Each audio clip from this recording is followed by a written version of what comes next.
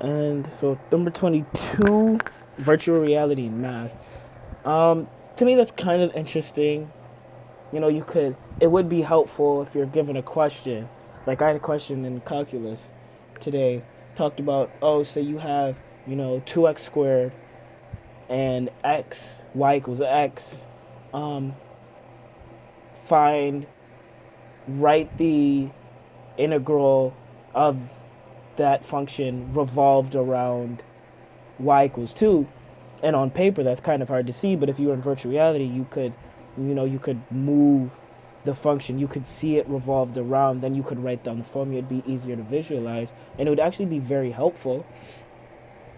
Um, I'd say, I don't know how it would work though. Would you like have to write? Would all the VR have to be in multiple choice? Because say if you try to give it in a testing environment, how would you write the answer like how you write on a piece of paper? It'd be pretty tough. I'd say like maybe with that you could start by having multiple answers, like maybe six answers, and the person has to work their way through. It's like each step of the question is broken down. In each step is a question, and that person has to pick the correct steps going through. So instead of having to write everything down, they could just pick which is right or what's supposed to happen, which would be interesting. Number 23, virtual reality and I'll say virtual reality and video games slash sporting events. It'd be pretty cool, say for like the NBA or something. You have virtual reality.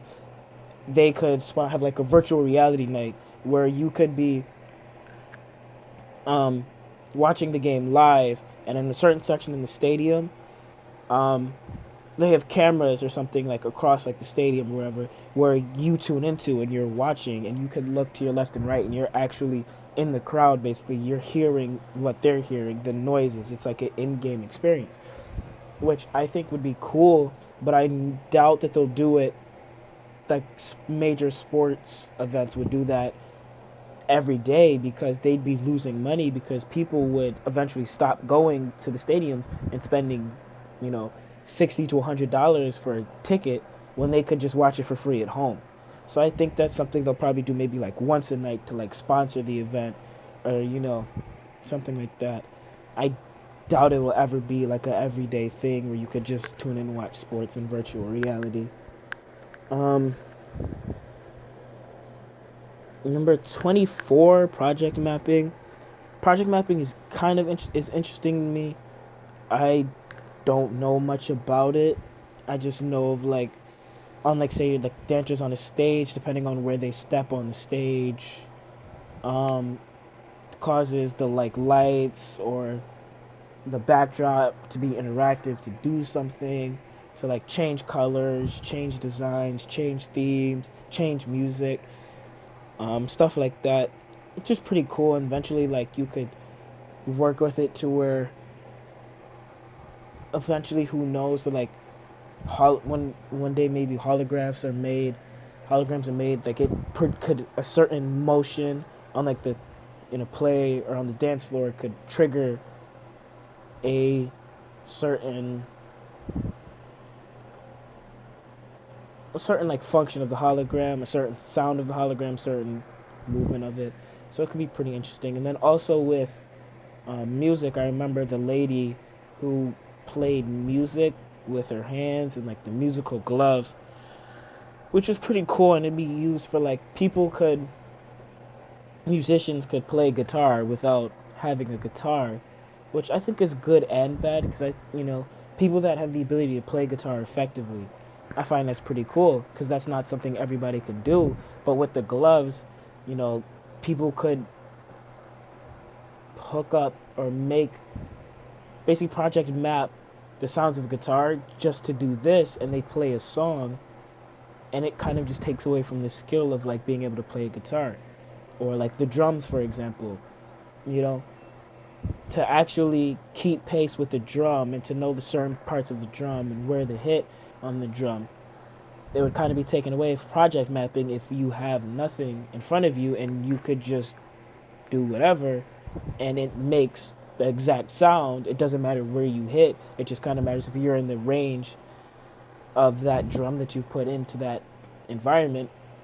You can play drums effectively, and that also kind of takes away the skill. So I think it would be a good and bad thing. I just hope it doesn't go to get taken to the extreme to where it causes um, the loss of like certain skills, or causes like the music industry to go away from like people who actually have the skill to just what's easier and more convenient. And 25, my last one, because I had 15 normal blogs, so this is number 25. Self-driving Ubers.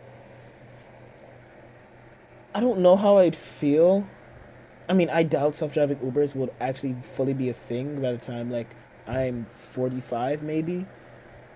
But it's a efficient thing. I think it's cool, but there would have to be many ways to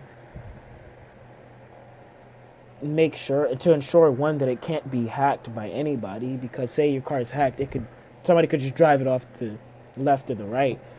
And the only way to know if something can be hacked is if it in order the only way I think for something to know if it can be hacked is for that thing to be hacked. And so if it's never isn't, and when it's new, you may not know what it is. And what if the like car malfunctions or something where you say you order the Uber and like you're on your way, but then something happens in the car and it just goes right to the next person and doesn't even drop you off at your location. And so you're then stuck and like completely forgot about your location, which I think is kind of the good thing of having, like the humans in the car, is because God forbid, something happens and they don't remember where you go, you could tell them, hey, I'm going here. And like the self-driving car, it could just move on to the next destination like that, and you're stuck. And then also to know, what if the car is locked, for example, and say some animal runs into the road, hits the car veers off, slams into a post or something, and like stuff crashes on the car dies basically, like shuts off. If the car's doors were locked, are you able to get outside? Are you able to unlock the door yourself to get out? Say, or what if it's like a manual built-in thing to where, if there's a form of danger, it locks automatically? I mean, I don't think that'll truly be a thing, because I think they'll just allow a manual override for the locks, but that's always a possibility. Then how would that also interact with normal people, drivers, and people on the streets? Because with humans, say like an Uber, of course, like there's the chance that they don't see the person, but most likely they can and stop. What if the car like doesn't see her? What if that day it's like raining and the car's sensors in front of it are blocked and it just keeps going and kills somebody, and the car keeps going? What would happen? Say the person dies. You can't charge the person in the back with manslaughter. So what would happen? Because the car can't be put on trial, it's not a person. And you can't put the company on trial because the company didn't really do it. So it really kind of be, I guess, the company paying like a, we're sorry for your loss thing. But I feel like in the beginning that would probably happen a lot. I think that would happen a lot. So then the company would be sued a lot. It would lose lots of money. And then people would probably turn away from the idea and think it's all bad when it just needs like just reform and more practice. Because I feel, especially with self-driving Ubers, all the companies, major companies, are racing to make the first self-driving car. They're racing to do this and that. But a lot of times that could lead to certain things being overlooked, certain things to be practiced a lot. And everybody's so preoccupied with being the first, who's most preoccupied with being the safest? Gonna take the extra time. Yeah, you may not be first. You could be the sixth company to make the self-driving car, but to guarantee that your car is the safest, to make sure you double-checked, triple-checked everything, just to make sure that your car functions in all environments and does its job, so that when it has a passenger, the passenger gets to its destination on time. But yeah, that was the last blog. That was the 25th blog.